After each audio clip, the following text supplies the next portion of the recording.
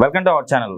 ఈరోజు మనతో పాటు ఉన్నారండి హోమియోపీషియన్ డాక్టర్ రామకృష్ణ గారు. సో సార్తో ఈరోజు మనం ఎందుకున్నామంటే మహిళల్లో ఎక్కువగా మనం చూస్తూ ఉన్నాం థైరాయిడ్ ప్రాబ్లం. సో ఈ ప్రాబ్లం వచ్చిందంటే చాలామందికి ఇన్ఫెర్టిలిటీ అంటే పిల్లలు పుట్టకపోవడం జరగడము, అట్ ద సేమ్ టైం చాలామంది లావ్ అవుతూ ఉంటారు. బట్ అలాంటి వాళ్ళందరికీ హోమియోపతిలో చాలా బెస్ట్ మెడిసిన్ ఉంది. ఈ ప్రాబ్లం నుంచి మనం చాలా ఈజీగా బయటపడవచ్చు అంటున్నారు. అది ఎలానో సార్ ద్వారా తెలుసుకుందాం. నమస్తే సార్. నమస్తే సార్. సార్, హోమియోపతి థైరాయిడ్ ప్రాబ్లంకి చక్కటి సొల్యూషన్ ఉంటుంది, దొరుకుతుంది అని చెప్పేసి చెప్తున్నారు. సో ఎలా అసలు థైరాయిడ్ ప్రాబ్లం ఎందుకు వస్తుంది మహిళల్లో ఎక్కువగా? సార్, థైరాయిడ్ రావడానికి చాలా ముఖ్యమైన కారణం ఏంటంటే స్ట్రెస్. ఎప్పుడైతే స్ట్రెస్ పెరుగుతుందో బాడీలో ఆటోమేటిక్గా మనకి ఏమవుతుంది, హార్మోనల్ ఇంబ్యాలెన్స్ డెవలప్ అవుతుంది. హార్మోనల్ ఇంబ్యాలెన్స్ డెవలప్ అయితే ఏమవుతుంది, మెటబాలిజం డిస్టర్బ్ అవుతుంది. మెటబాలిజం డిస్టర్బ్ అయితే ఏమవుతుంది, థైరాయిడ్ ఫ్లక్చుయేషన్స్ వస్తాయి. థైరాయిడ్లో T3 కానీ T4 కానీ TSH కానీ ఈ 3 హార్మోనల్ ఇంబ్యాలెన్స్ అవుతుంది. థైరాయిడ్లో 2 టైప్స్ ఉన్నాయి. ఒకటి ఏంటి, హైపోథైరాయిడిజం, ఇంకొకటి హైపర్ థైరాయిడిజం. TSH లెవెల్స్ ఎప్పుడైతే ఎక్కువ అవుతాయో దాన్ని హైపోథైరాయిడిజం అంటారు. ఇప్పుడు T4 లెవెల్స్ డిస్టర్బ్ అయితే దాన్ని హైపర్ థైరాయిడిజం అంటారు.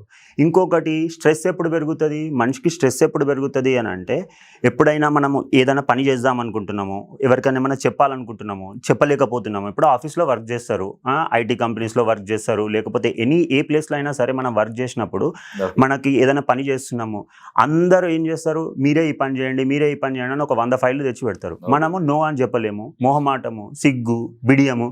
దీని ద్వారా ఏమవుతుంది, మనకు ఆటోమేటిక్గా నో అని చెప్పలేము కాబట్టి మనం పని ఎక్కువ చేయాల్సి వస్తుంది, కాబట్టి స్ట్రెస్ పెరుగుతుంది. ఇంకొకటి, లేకపోతే మనం చేయొద్దు అనుకున్న పని కాకుండా వేరే ఏదైనా విషయాలు ఇంకేమన్నా ఆఫీస్లో మనకి వేరే ఎటువంటివైనా సమస్యలు ఎదురుపడినప్పుడు ఏమవుతుంది, స్ట్రెస్ అవుతుంది. స్ట్రెస్ పెరిగితే ఏమవుతుంది, శరీరంలో కార్టిజాల్ లెవెల్స్ పెరుగుతాయి. ఎప్పుడైతే కార్టిజాల్ లెవెల్స్ పెరుగుతాయో, కార్టిజాల్ అనేది ఏంటి, సాడ్ హార్మోన్.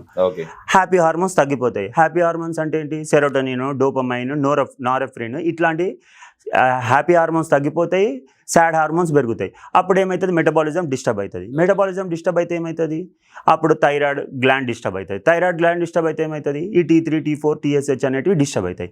ఇప్పుడు డిస్టర్బ్ అయితే ఆటోమేటిక్గా ఏమవుతుంది, మెటబాలిజం డిస్టర్బ్ అయిపోతుంది. సో థైరాయిడ్ వస్తుంది. థైరాయిడ్ వచ్చిందనా లేదా అని ఎలా తెలుస్తుంది మనకి? థైరాయిడ్ సిమ్టమ్స్ ఏంటి, సైన్స్ ఏంటి?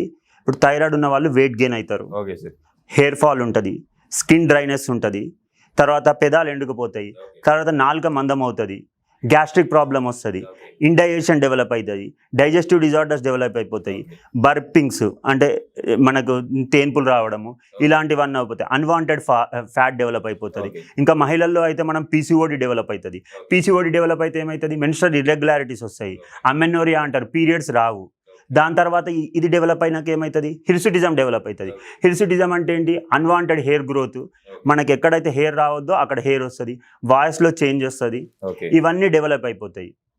మెల్లిమెల్లిగా మనము ఉబకాయం పెరుగుతుంది. ఉబకాయం పెరిగితే ఏమవుతుంది, వెయిట్ గెయిన్ అయిపోతుంది. వెయిట్ గెయిన్ తర్వాత ఏమవుతుంది, మనకి మెల్లిమెల్లిగా ఆయాసం డెవలప్ అయిపోతుంది. సో ఒక్క థైరాయిడ్ ఉంటే శరీరంలో ప్రతి ఒక్క భాగం, స్కిన్ ఎఫెక్ట్ అయిపోతుంది, హెయిర్ ఎఫెక్ట్ అయిపోతుంది, ఐస్ ఎఫెక్ట్ అయిపోతుంది, థ్రోట్ ఎఫెక్ట్ అయిపోతుంది, ప్రతి ఒక్క ఆర్గాను ప్రతిదీ డిస్టర్బెన్స్ డెవలప్ అవుతుంది. సో మనము స్ట్రెస్ అవుతుంది, డిసీజ్ వస్తుందని ప్రతి ఒక్కరు చెప్తారు. స్ట్రెస్ తగ్గించుకోవాలని చెప్తారు. స్ట్రెస్ ఎలా తగ్గించుకోవాలి? స్ట్రెస్ తగ్గించుకోవాలంటే 3 కారణాలు సార్. ఇంకొకటి, ఓన్లీ మెడిసిన్ వాడడం వల్ల థైరాయిడ్ తగ్గుతుందా అని అంటే మనం రోజు యోగా చేయాలి, ప్రాణాయామ చేయాలి, కపాలపాతి చేయాలి, డైట్ మంచిగా తీసుకోవాలి. రాత్రి 2 గంటలకు తినేసి 12 గంటలకు జొమాటోలో ఆర్డర్ పెట్టేసి వెయిట్ తగ్గాలి అంటే ఎవరు తగ్గరు. వెయిట్ తగ్గాలి అంటే ఏం చేయాలి, పొద్దున్న లేవాలి, ఎక్సర్సైజ్ చేయాలి, ఫిజికల్ యాక్టివిటీ చేయాలి, యోగా చేయాలి, ప్రాణాయామ చేయాలి, డైట్ మంచిగా తీసుకోవాలి. డైట్ ఎలా తీసుకోవాలి, మనము ఎప్పుడైనా మార్నింగ్ ఎక్కువ తినండి, బ్రేక్ఫాస్ట్లో ఎక్కువ తినండి, లంచ్లో ఎక్కువ తినండి, కానీ డిన్నర్ మాత్రం తక్కువ తినండి. సార్, ఫుడ్ కానీ ఇన్ కేస్ ఓకే మీరు తినాలి అని చెప్పేసి ఇలా అంటున్నారు, ఎలాంటి ఫుడ్ తీసుకోవాలి ఒకవేళ హార్మోన్ ఇంబ్యాలెన్స్ అవ్వకుండా ఉండాలి? ఎలాంటి ఫుడ్ తీసుకోవాలి అని అంటే ఫస్ట్ ఎలాంటి తీసుకోవద్దు చెప్తాను, తర్వాత ఎలాంటి మైదా ఫుడ్ ఉంది సార్, బర్గర్ తింటా, పిజ్జా తింటా, లేకపోతే హాట్ డాగ్స్ తింటా, లేకపోతే పఫ్ఫులు తింటా, ఇలాంటివి తింటా, లేకపోతే నూడిల్స్ తింటా, ప్యాకెట్ ఫుడ్ తింటా, లేస్ తింటా, బింగోస్ తింటా, ఇలాంటివి తింటే కంపల్సరీ వెయిట్ లాస్ అనేది జరగదు, హార్మోనల్ ఇంబ్యాలెన్స్ డెవలప్ అవుతుంది, వెయిట్ గెయిన్ డెవలప్. ఏం తీసుకోవాలి మనము, ప్రాపర్ డైట్ తీసుకోవాలి. ప్రాపర్ డైట్ అంటే డైలీ తేనె, నిమ్మరసం, నీళ్లు తాగడము, ఇలాంటివి 3 కలుపుకొని తాగడము, కొంచెం పించ్ ఆఫ్ టర్మరిక్, కొంచెం ఒక గ్లాస్ ఆఫ్ వాటర్లో మనం 2 స్పూన్స్ హనీ, ఒక half lemon, pinch of turmeric అంటే కొంచెం పసుపు. తేనె ముఖ్య పని ఏంటి సార్? తేనె అంటే న్యాచురల్ యాంటీబయాటిక్. సో మనం న్యాచురల్గా యాంటీబయాటిక్ తీసుకున్నాం కాబట్టి బాడీలో శరీరంలో ఇన్ఫెక్షన్స్ ఉన్నా క్లియర్ అయిపోతాయి. టర్మరిక్ అంటే టర్మరిక్ పని ఏంది? Natural antiseptic. ఏమన్నా మనం చిన్నప్పుడు పాతకాలంలో దెబ్బలు తాకితే ఏమయ్యేది? మనము పసుపు పెట్టేది, ఎందుకంటే న్యాచురల్ యాంటీసెప్టిక్ కాబట్టి. సో మనం తేనె తీసుకోవడం వల్ల యాంటీబయాటిక్ లక్షణాలు ఉన్నాయి, ఇంకొకటి మనము పసుపు తీసుకోవడం వల్ల యాంటీసెప్టిక్ లక్షణాలు ఉన్నాయి. ఈ రెండు విధాల ఆరోగ్యానికి మంచిదా? తర్వాత నెక్స్ట్ ఏం చేయాలి మనము? తులసాకులు, వాటరు. తులసి is what? Natural antihistamine. మనము చూస్తాం కదా సినిమా థియేటర్కి వెళ్ళినప్పుడు కిచ్ ఉందా, తులసి ఉందా అని అంటారు. ఎందుకు? సో తులసి ఏంటంటే న్యాచురల్ యాంటీ హిస్టమైన్. సో ఇలా ప్రకృతి సహజంగా ఇవి తీసుకుంటూ, లవంగాలు ఎందుకు తీసుకుంటాము? గ్యాస్ట్రిక్ ప్రాబ్లం ఉన్నా అది కూడా అడ్రస్ చేస్తుంది. సో మనకి వెయిట్ గెయిన్ కాకుండా, తర్వాత ఏమైనా ఇన్ఫెక్షన్స్ ఉన్నా అడ్రస్ అవుతూ, ఇంకొకటి ఇవన్నీ చేస్తూ ఉంటే మనకు న్యాచురల్గా ప్రకృతి సహజంగా డైట్తో మనం రెస్ట్రిక్ట్ చేయొచ్చు థైరాయిడ్ని. దాంతోపాటు స్ట్రెస్ తగ్గించుకోవాలి. స్ట్రెస్ తగ్గించుకోవాలంటే ఏం చేయాలి? మనము మంచి సినిమాకి వెళ్ళడము, పాటలు వినడము, నచ్చిన ఫ్రెండ్స్తో టైం స్పెండ్ చేయడము, తర్వాత ట్రావెల్ చేయడము, గుడికి వెళ్ళడము, మనకు నచ్చిన పని, మనకి ఇష్టమైన పని అది చేస్తూ ఉంటే మనకేమవుతుంది? స్ట్రెస్ హార్మోన్ తగ్గుతుంది. స్ట్రెస్ హార్మోన్ అంటే కార్టిజాల్ తగ్గుతుంది. తర్వాత ఎంజాయ్ చేస్తాము, సినిమాకి వెళ్తాము, డ్యాన్స్ చేస్తాము, పాటలు వింటాము, అప్పుడు ఏమవుతుంది? హ్యాపీ హార్మోన్స్ పెరుగుతాయి, సెరోటోనిన్, డోపమైన్, నారెఫ్రిన్.